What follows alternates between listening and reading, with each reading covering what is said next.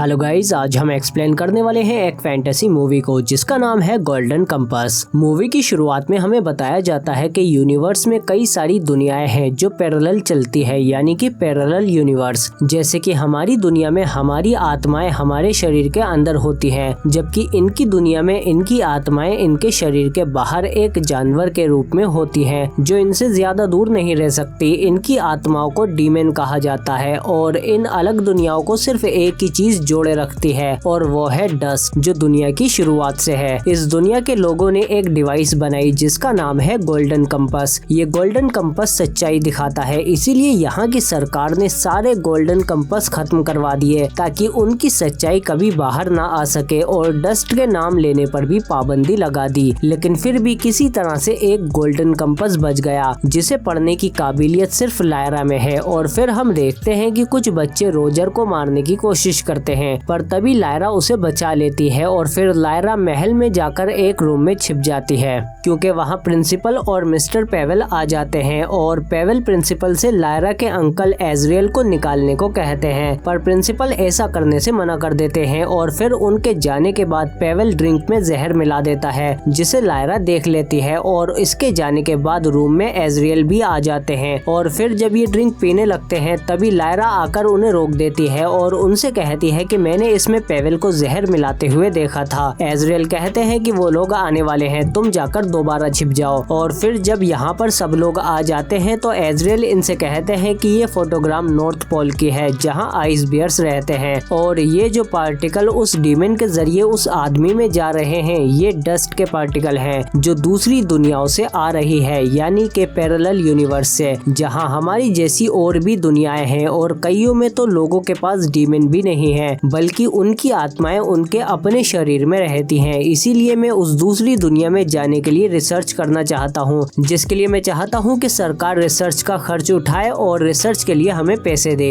इसके बाद हम देखते हैं कि एजरियल लायरा से कहते हैं कि मुझे रिसर्च के लिए नॉर्थ पोल जाना होगा। तभी लायरा का डीमन अपना रूप बदलकर एजरियल के डीमन को गुर्राने लगता है। एजरियल लायरा से कहते हैं कि तुम्हारा डीमन अभी भी शेप चेंज कर रहा है, इसका कोई एक शेप नहीं है। तभी लायरा कहती है कि कहीं इसकी वजह डस्ट तो नहीं, क्यों सिर्फ बच्चों के ही डीमन शेप चेंज करते हैं, बड़ों के नहीं। एजरियल लायरा से कहते हैं कि खबरदार, जो आज के बाद कभी भी डस्ट का नाम लिया तो अपना मुंह बंद ही रखना। इसके बाद हम देखते हैं कि कॉलेज में मिसेस कोल्टर आती हैं। प्रिंसिपल इनसे लायरा को इंट्रोड्यूस कराते हैं कि ये मिसेस कोल्टर हैं, कॉलेज की पार्टनर। इसके बाद मिसेस कोल्टर लायरा को बताती है कि मैं तुम्हारे एजरियल अंकल से मिल चुकी हूँ, हम दोनों आइस बियर्स के किंगडम में मिले थे, जिससे लायरा काफी इम्प्रेस हो जाती है। और फिर मिसेस कोल्टर लायरा को अपने साथ ले जाने के लिए प्रिंसिपल को मना लेती हैं क्योंकि लायरा एक बहुत ही खास बच्ची है। इधर लायरा के दोस्त कॉलेज में घुसने की कोशिश करते हैं और बिली अपने डीमन से कहता है कि जाकर देख रास्ता साफ है कि नहीं, पर तभी मिसेस कोल्टर का डीमन बिली के डीमन को आकर पकड़ लेता है और इन दोनों को ये लोग गायब कर देते हैं। इधर हम देखते हैं कि सरकार इस बात से बहुत परेशान है कि अगर इजराइल ने साबित कर दिया कि दूसरी दुनिया भी है तो हमारी सदियों की मेहनत पर पानी फिर जाएगा। इसीलिए एजरियल को रोकना बहुत जरूरी है और उसे सिर्फ मिसेस कोल्टर ही रोक सकती हैं। और रहा सवाल डस्ट का, तो अगर हम बच्चों के डीमन को बड़े होने से पहले ही उनसे अलग कर देंगे तो डस्ट का असर भी कम हो जाएगा और हमारी हुकूमत बनी रहेगी। इधर प्रिंसिपल भी लायरा को गोल्डन कंपास देते हैं क्योंकि लायरा इसे पढ़ सकती है, और लायरा के पूछने पर प्रिंसिपल बताते हैं कि ये सच्चाई दिखाता है, ध्यान रहे कि ये किसी के पास नहीं जाना चाहिए, खासकर मिसेस कोल्टर के हाथ को बिल्कुल भी नहीं लगना चाहिए। इसके बाद मिसेस कोल्टर लायरा को अपने साथ सफर पर ले जाती हैं और फिर उसे अपने साथ पार्टियों वगैरह में ले जाती हैं और काफी घुमाती फिराती हैं। एक दिन लायरा का डीमन कहता है कि उसने तुम्हें अपने घर में कैद कर रखा है,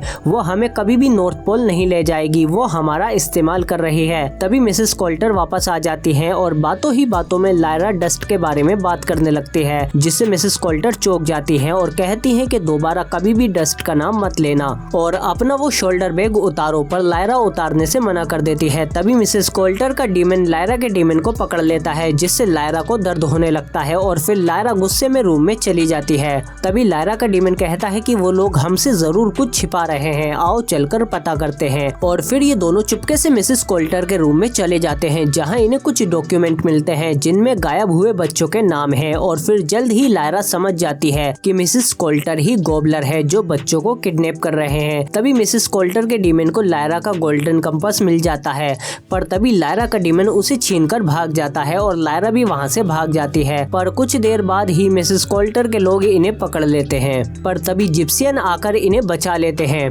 इसके बाद ये लायरा को लॉर्ड फा के पास एक शिप में ले जाते हैं, जो कि जिप्सियन के राजा हैं, जो कहते हैं कि क्या ये वही बच्ची है। इसके बाद लॉर्ड फा लायरा से पूछते हैं कि जब से तुम वहाँ से निकली हो हम तुम्हारे बारे में सब कुछ जानते हैं, पर फिर भी क्या कोई ऐसी बात है जो हमें नहीं पता है। तभी लायरा उन्हें वो कंपास दिखा देती है। कोरम कहते हैं कि ये तो गोल्डन कंपास है जो सच्चाई दिखाता है, पर कोई खास इंसान ही इसे पढ़ सकता है। तभी लायरा कहती है कि मैं पढ़कर देखूं, जिस पर कोरम बताते हैं कि तुम्हें अपने सवाल को अपने मन में रखना होगा, और लायरा ऐसा ही करती है, जिससे गोल्डन कंपास में इसे कुछ दिखाई देता है, पर लायरा को ठीक से समझ नहीं आता कि ये सब क्या है। इधर मिसेस कोल्टर लायरा को ढूंढने के लिए 2 रोबोटिक फ्लाइज भेजते हैं और कुछ टाइम बाद ये दोनों फ्लाइज लायरा को ढूंढ लेती हैं और लायरा के डीमन पर अटैक करके वो गोल्डन कंपास ले जाने की कोशिश करती हैं, पर तभी कोरम आकर उसे एक मेटल बॉक्स में बंद करके उसे सील कर देते हैं और बताते हैं कि इसका डंक जहरीला है, जो कि कुछ देर के लिए तुम्हें बेहोश कर सकता है। लॉर्ड फा कहते हैं कि हमें जल्द से जल्द नॉर्थ पहुंचना होगा। अगर उन्होंने हमारे बच्चों को कोई नुकसान पहुंचाया तो उन्हें इसकी कीमत अपने खून से चुकानी होगी। इसके बाद लायरा रात को जब अपने डीमन से बात कर रही होती है तो तभी उसके पास एक विच आती है। लायरा पूछती है कि तुम्हारा डीमन कहाँ है, जिस पर वो बताती है कि विचेस यानी चुड़ैलों के डीमन उनसे दूर भी रह सकते हैं। इसके बाद विच बताती है कि कोरम से कहना कि चुराए हुए बच्चों को वॉल बैंगर में रखा है और उस जगह की रक्षा टार्टर्स की फौज कर रही है, वहाँ परिंदा भी पर नहीं मार सकता। इसके बाद जब लायरा जहाज से उतरकर गोल्डन कंपास देख रही होती है तो ली उसे देख लेते हैं और फिर उससे बातचीत के दौरान ही कहते हैं कि अगर तुम्हें अपनी मंजिल तक पहुंचना है तो तुम्हें जरूरत पड़ेगी मुझ जैसे एरोनॉट की और एक आर्मर्ड बेयर की,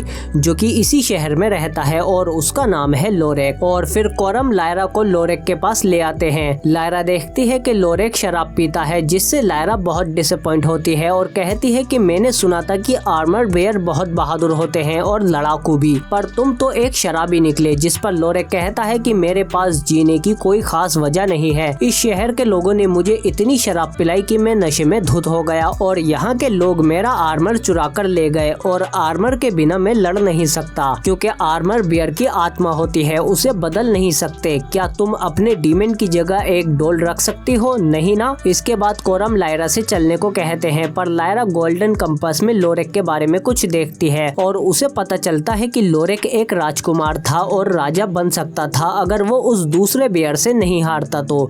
शहर वालों ने इसके साथ बहुत बुरा किया है। और फिर लायरा लोरेक को बता देती है कि तुम्हारा आर्मर यही सरकारी ऑफिस में है। जिस पर लोरेक कहता है कि लायरा मैं तुम्हारा एहसान जिंदगी भर नहीं भूलूंगा, मैं तुम्हारा तब तक साथ दूंगा जब तक तुम जीत नहीं जाती। और फिर लोरेक फौरन ऑफिस की तरफ भागता है और अंदर जाकर अपना आर्मर पहनकर फौरन बाहर आ जाता है, पर सिपाही इसे चारों तरफ से घेर लेते हैं। लायरा लोरेक को शांत करने की कोशिश करती है और इधर ली और लॉर्ड फा भी अपने आदमियों के साथ आ जाते हैं और फिर ये सब लोग नॉर्थ की तरफ बच्चों को ढूंढने के लिए निकल जाते हैं। और काफी चलने के बाद ये लोग सोमायट के इलाके में कुछ देर के लिए रुकते हैं और फिर जब लायरा वो गोल्डन कंपास खोलकर देखती है तो उसे कुछ दिखाई देता है और फिर ये लोरेक के पास आकर बताती है कि गोल्डन कंपास में मुझे अगली घाटी में एक घर दिखा है।